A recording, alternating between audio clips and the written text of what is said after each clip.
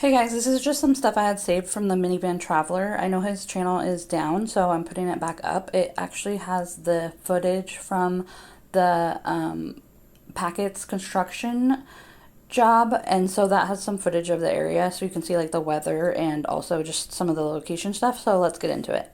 Yeah, amen. I don't know if this has been addressed, Sergeant, just regarding since we're talking about snow on the ground and the weather and that sort of thing. Do you know offhand, I hope you don't mind me asking you this, it's not on the list, if they use tracking dogs to follow the offender's scent to see which way he exited and that sort of thing? Are you aware of that? I'm guessing there were some Well, physical tracks left well, behind. unfortunately, because there was such a large crowd of people that Um, were looking for the girl, yeah, that was pretty much ruled out because whatever tracks were there would have been gone. Uh, so I don't believe we did have dogs in I there. I see. know we had some dogs come in and do some work, but as far as the tracking, I don't, because there was so much, Hmm. I mean, there was like, I think there was close to 1,000 people that showed up that night Wow. looking for the girl, Oh and my also the next gosh. day. So there What? was a lot of people that showed up that was walking the trails, walking the area, and it just, it was, excuse the expression, but basically the crime scene and around the area was pretty much contaminated by the time we found the girls and was able to seal it off and that. Yeah, and of course, because you didn't even know a crime had occurred at that point. Have you ever, Exactly. Sergeant Riley? Have you ever worked in search and rescue or done a bit of that? I've been involved as a public information officer, but I've never actually did. I was the one that was there explaining what was going on, but Oh never yeah. have been Well, a lot of involved in the person's case.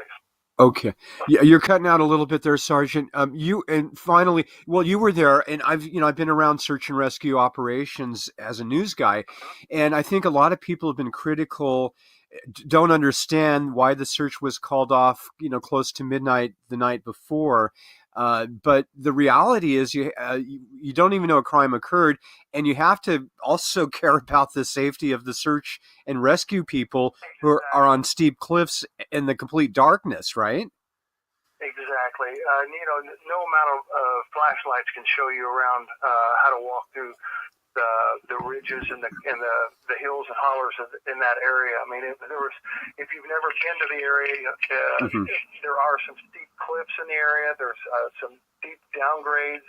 I mean, even from the top of the high bridge down to the water is almost 70 feet. So, Wow. and it's pretty much straight down on both sides of the bridge. So, if you were trying to walk on that during the evening or late night, and you were a little bit tired or you just couldn't see very well, you Hmm. could very well hurt yourself. And we didn't want to put the rescuers in danger as well as the young girls themselves. No, absolutely. I don't think people understand that how dangerous that is, Yeah. and you really didn't know a crime had occurred. I think the one curious point that people have raised, if you don't mind me mentioning, is the search not resuming until like 10 a.m. the next morning instead of at sunup, which makes me wonder if searchers thought the girls were just runaways. Yeah, and that was part of it. We didn't know what we had, and actually we did not get involved until the next morning. I know there was fog that morning because Uh, was going to Indianapolis that day, hmm. that morning, and so I knew driving down it was foggy. Our helicopter actually when we got involved is when they asked for a helicopter, which was around 8 o'clock because they knew it we had to wait till almost 9 before the helicopter could even take off because the fog was so bad up there. So I know there was fog in the area. I see. Yeah. Again, when you got cliffs and stuff in the fog and you can't see very well, it's almost like walking in the dark. So Yep. they didn't want to put people's lives in danger, and it didn't get all that cold that night. I think it got down in the 40s. I know that seems cold, but when you have But not hypothermic cold dressed generally. well. Yeah. And so if they were able to huddle and stay warm, they could have been able to do that. Yeah, absolutely. And I'm guessing the thoughts on most people's minds and hearts when they first went missing was that they were just lost or run away, or maybe just lost because you don't assume. At least I don't assume the worst usually. No, and nobody really did until probably the next morning. I think a lot of people probably were thinking, I hope we find these young girls alive and blah, blah, blah, blah, blah. But, I mean, it's one of those things that you don't know what you got until you find it. Yeah, absolutely. Well, that's the reality of it. Yeah, People to really think about the tips that they're sending, that they can tie this person or persons that they send information to us, to the Delphi or to the Carroll County area. You bet. And this may explain why you've been so limited on the information you've released on the suspicious vehicle or sedan parked off of County Road 300 between noon and 5. Is that the day the girls were kidnapped and presumably killed? Is that because there's somebody may be phoning information in on a vehicle, 5,000 miles away that looks the same? Right. Basically, this car was parked along the roadway sometime between the hours of noon and 5 the day the girls went missing, which was the 13th of April. We don't have much of a description other than it was a car. Yeah. We need to see if somebody can give us make, model, a color, if somebody noticed a license plate, even if they don't know if it was the numbers, if they knew it was a state, what state the plate was out of. Because sometimes, in a small county like that, somebody may drive by and they say, that's not from Indiana, that's from California or Tennessee. Yeah. They'll notice something like that, but they may not notice the whole information. So it's that any information we can get on that car would be helpful for us. Okay, you bet. And we're still not certain that car is associated with the crime, but it's possible because of the timing. Is that correct?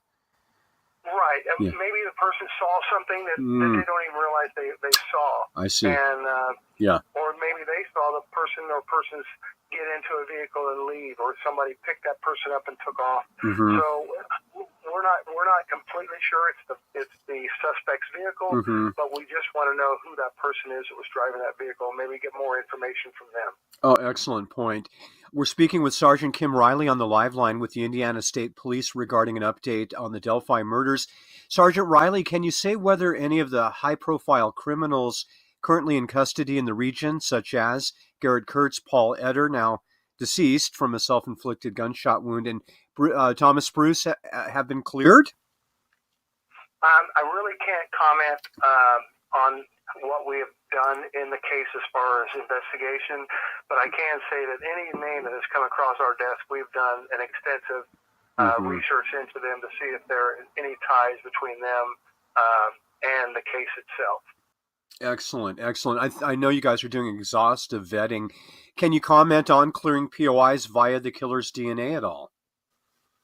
I can't really comment on that one way or the other. Sorry about that. No problem. And I think we've already covered what constitutes a good tip and how it should be communicated. The preferable way, Sergeant Riley, is email. Is that? Hello, my friends. I want to revisit the only webcam footage from Delphi, the day Abby and Libby went missing and were ultimately killed, February 13th, 2017, that I've been able to uncover. Now, we've checked on this before, but we picked up a lot of new viewers and new views and new people in the last year or so. So I thought it'd be worth revisiting and hopefully providing some stimulation and reinvigoration to the case itself. The webcam footage is from the Titman Group. They did the 99,000 square foot cold storage facility expansion at the Indiana Meatpackers plant. I thought I'd show you what it looked like, boots on the ground, the Thursday before the girls went missing. The girls went missing on a Monday, February 13th, 2017. Presumably were killed that afternoon. Their bodies discovered the following day, February 14th. 2017, right around noon or shortly after noon. But here it is the Thursday before the Monday the girls were kidnapped and murdered. And you can see it's cold outside. It was 15 degrees, a lot of snow on the ground. And we'll go ahead and flash forward and look for some anomalies at the day they went missing. Keep in mind the Indiana Meatpackers plant and the cold storage facility construction project is just 1.6 miles from the Monon High Bridge. So very, very close. and it might provide some explanations as to how the killer can be local and still unidentified after nearly 4 years after the crime. What if he's not only local, but not a local? What if he's both non-local and local? I'll talk about what I mean in just a second. First, I don't think it can hurt to look at the video footage that Liberty German captured from her cell phone quite bravely and historically on the bridge the day that they were murdered. Let's go and pull it up on the big screen here, if we might. It's a little slow moving here, folks. Sorry about that. There we go. And this, of course, is the second sketch. You may recall the first sketch appeared to be a much older man, as indeed the man on the bridge appears to be. The second sketch released in April of 2019. I want to say April 22nd at that major press conference, the dramatic press conference where Indiana State Police Superintendent Doug Carter referenced the shack and how this case would be with him till he draws his last breath, and that the killer might even be in the room with him. But they released the second sketch at that press conference. As you can see, it's a much younger appearing man.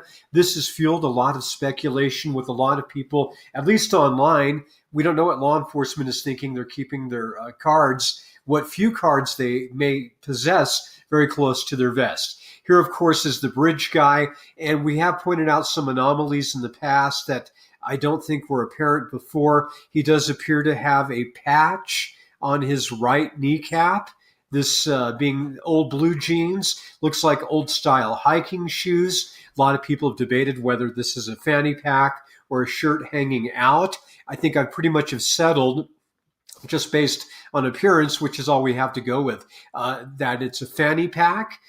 Some odd kind of hat that is either under a hoodie or a hoodie under a hat. Hard to tell. This is the only nice thing that he seems to be wearing is this blue blazer style jacket, which if you look at it closely seems to have a hood attached to it. So maybe not a classical hoodie, but a hood attached to the jacket. And you can kind of see that as he walks back and forth here. Unfortunately, we've only got a few seconds from law enforcement to view. And of course, the second sketch, which a lot of people, I think, rightfully believe is something of a red herring. I do believe there was some onus on law enforcement when they released the second sketch to do some splaining. But you can kind of see the hood is attached to the jacket in the back. And I think we have found, a lot of people have found this jacket online, whether it's the exact a match or not, we don't know. But it seems to be fairly well pressed and clean, juxtaposed against everything else the person that's become known as the bridge guy is wearing. So you can see the patch on the jean here. Looks like a dark blue patch on old light blue jeans. There we go. There we go. You can see that. So he's frugal. Clearly, this is a frugal person. Probably, a lot of speculation every time there's something happening in Delphi, whether it's the judge that not too long ago, a couple months back, had to step down after being videotaped with an escort, and or what have you. Garrett Kurtz, there's always a new flavor of the week. I think looking at this video closely, this appears not to be Garrett Kurtz. It doesn't appear to be Thomas Bruce, who was a flavor of the week about a year and a half ago. It does not appear to be Judge Fouts. It does not appear to be Mayor Shane Evans. Well, former Mayor Shane Evans, now deputy prosecutor, working under the tutelage of Nicholas McLeland in the Carroll County Prosecutor's Office. This does not appear to be anybody known. And I think this is an unidentified individual. We can see a dark blue patch on the right kneecap. Looks like, classic, inexpensive, lightweight hiking shoes, I would say. They look a little bit beefier, don't they, than jogging shoes or tennis shoes or running shoes. He seems to have a lot of layers on. It's Indiana. A lot of people have said it was an unseasonably warm day on that Monday when this video was captured on the Monon High Bridge, presumably between 2 and 2:30 p.m., because we know from the Snapchat photograph that Libby took of Abigail, that it was uploaded on Snapchat live at 2:07 p.m. So we've got the odd headgear, and a lot of speculation. I don't think it's hair. I think it is an odd, maybe an old hunting style hat, or it's a visor style hat under the hoodie, or vice versa. This does appear to be a fanny pack. And when we've zoomed in the past on his clothing, and there's the patch, old hiking shoes, the jacket being the most distinctive thing that he's wearing, that I would think would be identifiable to anyone that knows him. It's very likely someone has recognized this person and connected it in their mind, but just for whatever reason has not come forward. And then again, maybe not. But the jacket seems to be the only newish, nice, clean style thing that he's wearing. Does appear to have a hood attached to the back. He does seem to have an oblong object in his left pant leg, and you can see something bulking out here. I don't think that's his gut. I don't think it's just clothing. There does seem to be objects stashed in the bridge guy's clothing, in his pant leg and under his jacket and or shirt. So as you can see, the second sketch released by law enforcement in April of 2019, clearly not a match for the man on the bridge. Therefore, I would have hoped that they would have explained that to the extent possible. No matter how you dice it, even if you want to go with the theory that, well, he's younger than he looks on the bridge, the way he holds his body, the way he's walking, even though he clearly is familiar with the bridge based on the stride and the ease and comfort that he's crossing it in, he clearly seems to be someone, based on a survey we did with our viewers with over 300 respondents, someone at least in his early 40s. Some people think it's somebody that may be older than that, but does not seem to be likely someone younger than that. Look at him. Just does not appear to be a young man. The way he holds himself and conducts himself, as opposed to the second sketch, which was released, as you can see, which is supposed to supersede the previous sketch, depending on which law enforcement official you talk to. And the second sketch does not seem to look like the man on the bridge.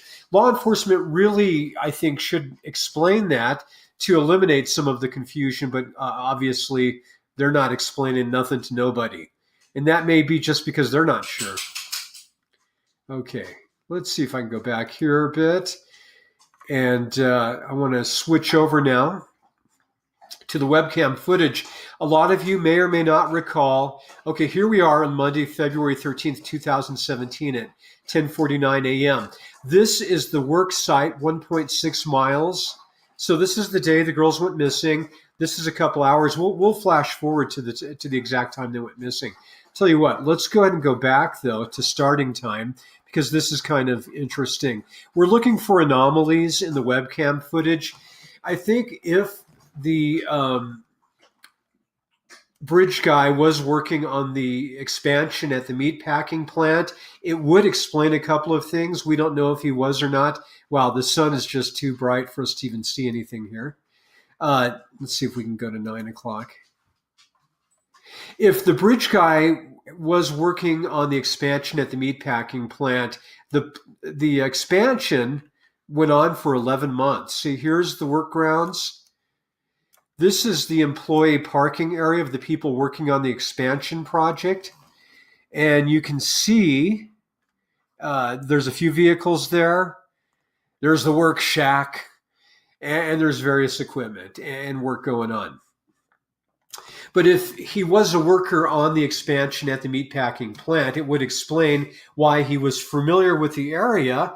And if he'd been there several months working on the project and he's an outdoorsman or just wants to go somewhere for his lunch, it's 1.6 miles, just 2 turns away from the Monon High Bridge to this location. Let's go to the map here real quick, and I can show you that. Here's the Monon High Bridge. And you can see this is Bridge Creek dumping into Deer Creek. And as it had snowed, as we demonstrated the Thursday before, the snow had all melted, and it was fairly nice out, at least in the mid-30s. That's the nice thing about the webcam footage. I think it gives us a temperature. Let me see. Yeah, 31 degrees. 31 degrees at 9:11 a.m. So let's go ahead and jump forward to the time the girls went missing, around 2 o'clock, let's say. I know it's about 2:30. This is really handy in terms of giving us an idea of what it really looked like outside. Just kind of reminds me of 9/11, where such a terrible tragedy occurred, but it was a beautiful day. And okay, so it's the low 40s, 42 degrees outside. Not warm by any means, but warm relatively speaking, warm relative to the time of year and the location. We know that Liberty German told her grandmother, Becky Patty, she didn't need a jacket. She refused to wear a jacket and wore a tie-dye. We know Liberty German also, Abigail Williams was not wearing a jacket. I don't think she was wearing a jacket either. See, here we go. So this is right around the same time. So we know it's 42 degrees out. Not sure what the wind speed was that would affect the temperature, but you can see their you get once you walk a mile. I know in my case, once I go about a mile, whether I'm riding a bike, hiking, jogging, or walking, that's when my body temperature starts to warm up. So we know Liberty German has no jacket.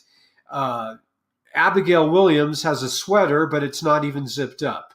It's a beautiful day outside. Okay, let's go back to the webcam footage here. So here we go. Beautiful, beautiful. This is what I wanted to see. So this is basically 2:05 p.m. approximately.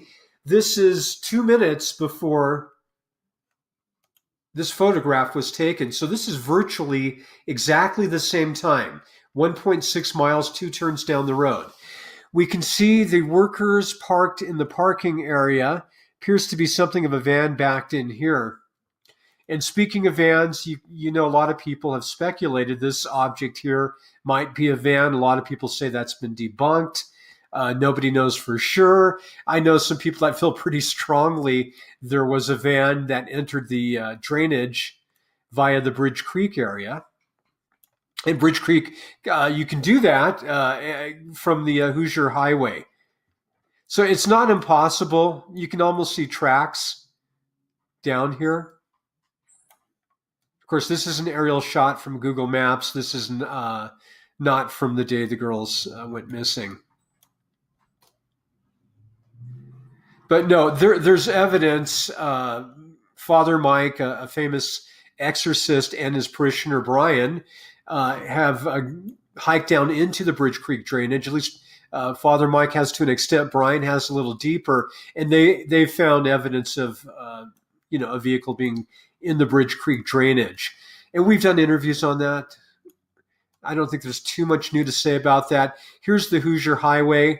If one were to go down into this drainage, whether it's on an ATV or in a van or a four-wheel drive pickup, this is the area they would enter it in from here. And then boom. I think the best thing the Bridge Creek theory has going for it is that once you're in the drainage, you are completely concealed. So you can see from these nearby neighboring properties because you're down in the creek bed and down in elevation. And it does offer a secret way in and out. Now, we also know, where's the cemetery? This is where the girls were marched across the creek, presumably forced to walk across the creek. We don't even know that for sure. We don't know if this was a prearranged meeting or not. Now, I know the family's been very strong that it was impromptu trip by the girls, but that's what they were told by the girls. We don't know. I can tell you from having helped raise my ex's 2 sons that they did secret meetings with people sometimes and didn't tell us. Teenagers will do that. County Road 300 West, 300 North. There's the cemetery. The girls' bodies were found not too far from the sandy shore, the north shore of Deer Creek, between the cemetery and the shore of the creek, presumably only a few yards from the shore of the creek, so closer to the creek than the cemetery. It makes a lot more sense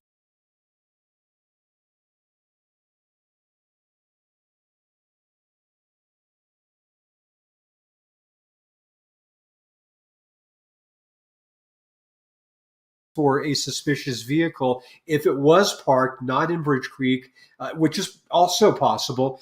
But if there was a suspicious vehicle parked off of West 300 North. It seems like it would make a lot more sense for it to have been parked in the cemetery, the old Delphi cemetery, than where a lot of people have speculated that it was parked off of in this area right here. So going back to the webcam footage. Now, we can see the workers that were on scene on Monday, February 13th. The people working here, driving these vehicles, pretty much have an airtight alibi. Let's go now to the next day and see if there's anybody else that shows up. And again, not being accusatory, we are simply looking for anomalies with the only known webcam footage from Delphi that I have found that's been available for us to access. Now, keep in mind, I don't know if I just mentioned this or not, so forgive me, but I spoke with the managers at Monocle's Pizza and Marathon Gas.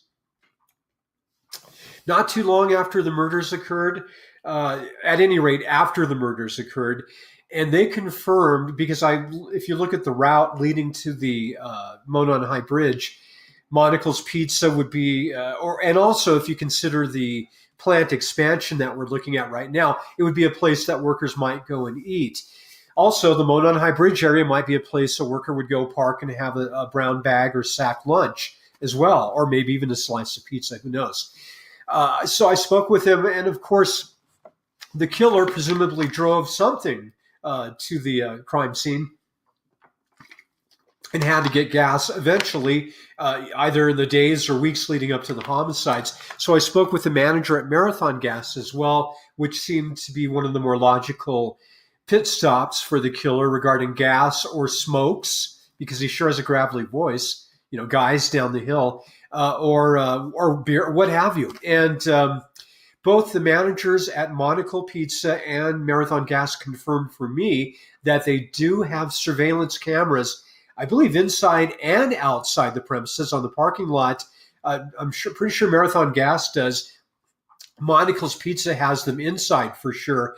And they confirmed for me that law enforcement had been combing all over both of their businesses for, and every type of law enforcement. And by the way, the Delphi Task Force consists of the lead agency really being the Carroll County Sheriff's Office, Indiana State Police, Delphi Police Department, and the FBI, as well as the Carroll County District Attorney's Office. Those are the players working on the case on the task force. And the way a task force works is, they have a lot of autonomy, which is a little concerning because there's really zero accountability, but presumably they share all of their information, anything they're working on, or any developments at least with each other. So that's what I can tell you about that. Okay, now here we are the following day, same webcam, 1.6 miles from the homicides, maybe a little less. And boom, here's a van that pops up the following day that was not there on the 13th. So kind of interesting. We're not, again, being accusatory whatsoever. I know people have speculated, could that be the van in Bridge Creek? Could there even be a van in Bridge Creek? Regardless of whether the Bridge Creek theory, pardon the pun, holds water, there is an anomaly in the webcam footage from the Titman Group's expansion project. They're specialists in cold storage facilities. So the Indiana meatpacking plant, as I recall, had been using a cold storage facility about 20 miles down the road, primarily. This major expansion project employed a lot of people, was great for the local economy, great for the Indiana meatpacking plant, and would allow them to store their product on premises. Here is an old van that belongs to a worker that was missing there in the parking lot on the 13th, but is there on Tuesday. Now, the following day, Wednesday, is the day the first real press conference was held. I don't know if I would call it impromptu, but it seemed to be held, as I recall, in front of the old courthouse and featured Carroll County Sheriff Tobe Lesenby and now just recently retired Indiana State Police Public Information Officer Kim Riley. That occurred on the early afternoon of the 15th. So let's go ahead and jump to the 15th on the webcam footage and see if the van is still there. The van was not there Monday, the day the girls, went missing and were murdered. Okay, here we are at 10 a.m. Let's go ahead and go to 8 a.m. I've determined that the workers arrived on scene about 7:45 a.m., so they clocked in about 8 o'clock or a few minutes before. The glare is horrific right at that time of the morning, unfortunately. So let's see if we can go to a little later in the morning and get a little less glare. Okay, ba-ba-bum. And so I think we're going to have to just go to a little later in the day so we can really see who's parked in the parking lot here. So let's jump to 10 a.m. because we know the lighting was good then. Okay. So this is Wednesday the 15th. Again, just to give you the time frame, the girls go missing on Monday, February 13th, 2017. And their bodies are discovered on Tuesday around noon on February 14th, Valentine's Day 2017. Now here we are on Wednesday, February 15th, 2017. And this looks like the same van or something or very similar, as you can see from the appendage on top. Now what I want to do is jump ahead to the time of the press conference. I determined also that the workers would go to lunch at noon, around noon. So let's jump to noon. And, okay, yeah, there's the van. Kind of looks like a Plymouth Voyager, but I wouldn't, say that definitively. So here we have the van here at lunch.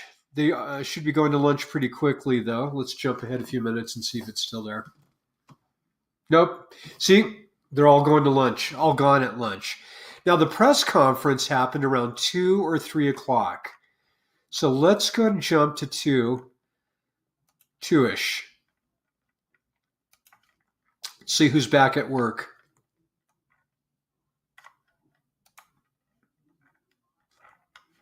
Almost everybody that was there earlier in the day except the van. And the reason I mention that, again, not being accusatory, but keep in mind that Doug Carter said that the killer might be in the room with him at the 2019 press conference. And there's been a lot of speculation fueled by law enforcement that the killer's laying low, Doug Carter said, hiding in plain sight, and is watching the what's transpiring, much kind of like an arsonist might light a fire and watch the fire, or much as a kidnapper and or killer will sometimes participate, or maybe often, in the search for the missing victims. We don't know if Abby and Libby's murderer participated in the initial search for her on the afternoon and late afternoon and evening of February 13th and into the 14th. We know that the family members have said that all night long on February 13th, people were showing up from the community and on the outskirts of the community and helping search, and a lot of them were complete strangers. Was the killer one of them? Wouldn't surprise me.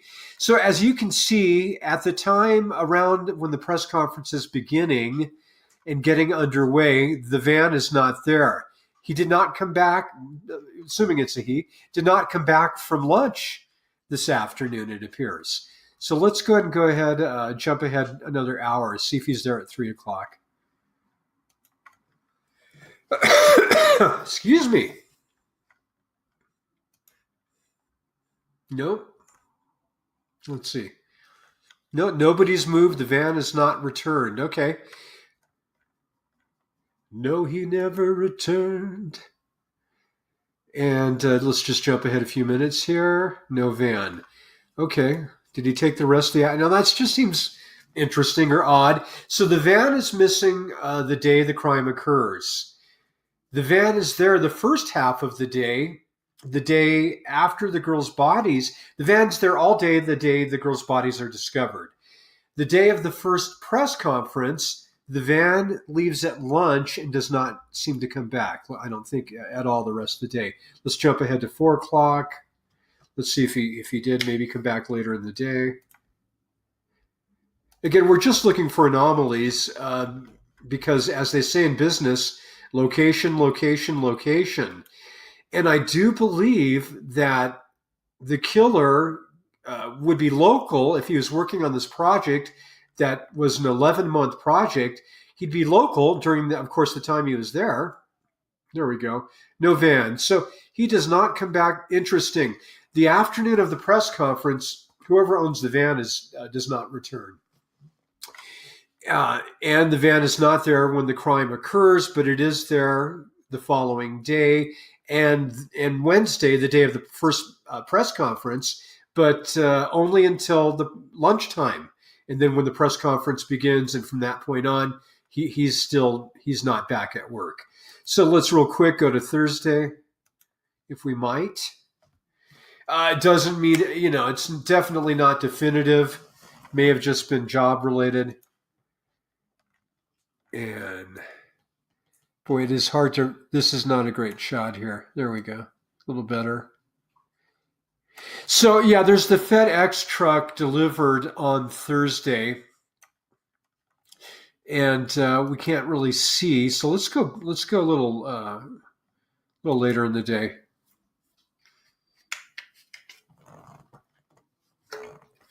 So he's there. The van just was obscured by the FedEx truck.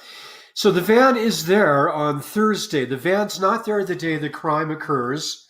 The van is not there when the press conference is held on Wednesday, but it seems to be there every other day. Interesting. You can see that. Okay, we'll just jump to Friday just to wrap up the work week here. And again, it may have been job related. And okay, it looks like there's the van right there. So interesting. I obviously hope law enforcement has looked at this footage. I sent it to them, I think, last April.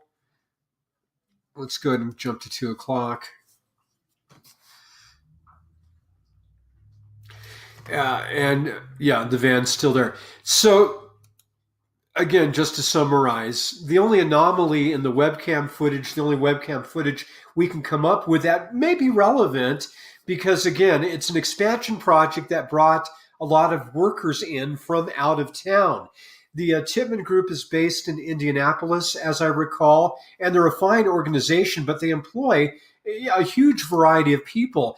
And to work on the expansion project, the 90,000 square foot, maybe it was 99,000 square feet, 98,000, cold storage facility is quite an undertaking. It's going to involve concrete, plumbers, electricians, framers, carpenters, all kinds of, and specialists that specialize in refrigeration. So I do believe there's the van. Yeah, one possible explanation for the killer being unidentified, if he's local, because that's really been a curmudgeon for a lot of people. It's really thrown people for a loop, is how can he be local and still not recognized? Well, he could have been local for up to 11 months, which is how long it took to complete this facility. Got to know in 1 month, you can get to know an area very well, especially if you're out, you're got your days off, you're away from home. He might have been fishing in Deer Creek on weekends. Some thinks he might have been cat fishing, which is another possibility. For those of you who aren't familiar with the term, catfishing on the internet is when you lure somebody, not that you or I would do this, when someone lures somebody to a physical location through deceptive means. And there's been a lot of speculation, especially with the new sketch, that the killer may have lured the girls there with a photograph of someone that looks more like this handsome young man, as opposed to the older person that we see walking on the bridge, who we can feel fairly definitively is the killer. There's only one person captured on video and in still shots on Libby's phone. There's only one voice, other than the girls, presumably, captured on the phone, and it's all one guy. And I believe law enforcement has stated at least that unequivocally. The voice we hear is the man on the bridge, and the image and the uh, still shot in the video that we view is the person we're looking for. It does, and to be totally honest, it seems less likely that there's more than one person involved. We can, follow all kinds of speculation, but the reality is there's one guy walking across the bridge who ushers the girls down the hill to a location where he had to know where to cross the creek to an extent, had to have, it seems very likely, let's say, maybe there is no had tos, but he seems very likely to have, as Doug Carter has said, as even Callahan Walsh has said, and as I've stated, having studied this for a long time now, he seems very likely to have been familiar with the area and to have walked across this bridge probably several times. And he knew where to cross the creek. Now, I've talked to people that have actually I've talked to several people, actually. This bridge has been, in the wake of the murders, a lot of people have walked across this rickety old bridge. And the one thing I really wanted to know was there some kind of trail where he likely led the girls down the hill? In other words, it wasn't just a sudden improvised, hey, down the hill, let's go down the hill now. No, there was a footpath. There's a footpath in the brush off the bridge where the killer led the girls down the hill, probably in this break in the trees, probably right around here. So the killer was following an existing footpath, not an official path, the kind of path that I might take my dogs jogging on that's been worn in through the years from other people walking the path, maybe in the years past from hobos, mushroom hunters, fisher people, anglers, deer hunters, that sort of thing. So the killer not only knew the bridge in all likelihood and had walked across it many times, he knew the footpath down the hill and had likely crossed the creek before right here. I doubt that's the first time he crossed the creek in the sandbar. Keeping in mind, as we know from looking at the webcam footage, it was cold and very snowy, had snowed a fair amount, a few inches it looked like at least, just a few days before the killings. So the creek's going to be on the high side, and the killer had to know where he could cross the creek. We know they made it across the creek because the girls' bodies were discovered on the other side of the creek. It's possible they could have been killed in the creek. I mean, we just don't know. And there you have it.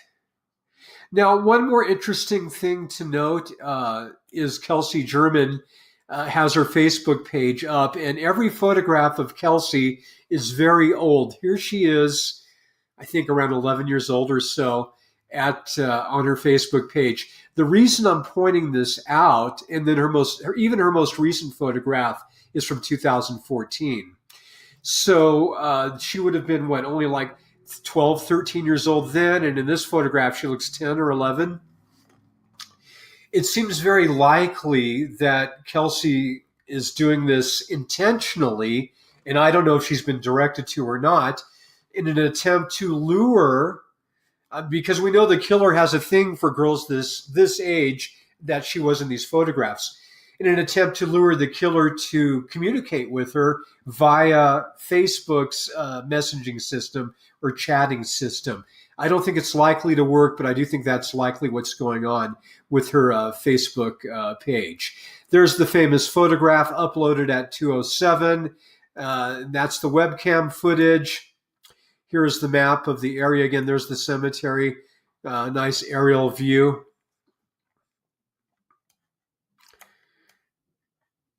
Of the immediate area. And back to the footage of the killer that we seek. See if we can get a little larger full screen shot of this. There we go. So We've talked about this before. It seems at this point in time, and keep in mind, former prosecutor Nancy Grace, former FBI, I think a couple of former FBI profilers, retired police lieutenant Tom Spivey, have all said law enforcement really ought to the extent that they're able, without jeopardizing the case or potential future prosecution, 4 years down the trail since the homicides occurred almost, they really need to release more information and, if nothing else, provide some clarification on the sketch. My only explanation on why they haven't done that.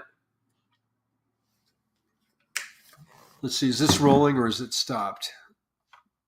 Let's get it rolling off the confusing second sketch here. The only reason I can think that they have not done that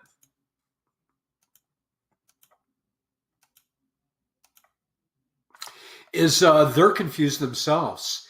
We know that both the initial sketch and the second sketch are not based on the video that we see before us or the photograph captured by Liberty German, but are based on eyewitness accounts. The second sketch has fueled a lot of speculation that there was another person involved, understandably, but every indication we have is that this is a loner that committed the crime. And basically, the best evidence we have is this. As you know, former prosecutor from Carroll County, Bob Ives, recently stated during a podcast that the crime scene had a lot of physical evidence, not the type that we might expect. He said it was an odd crime scene and that the killer left 3 distinct signatures. Or maybe he meant to say 3 distinct characteristics that one might associate with the killer.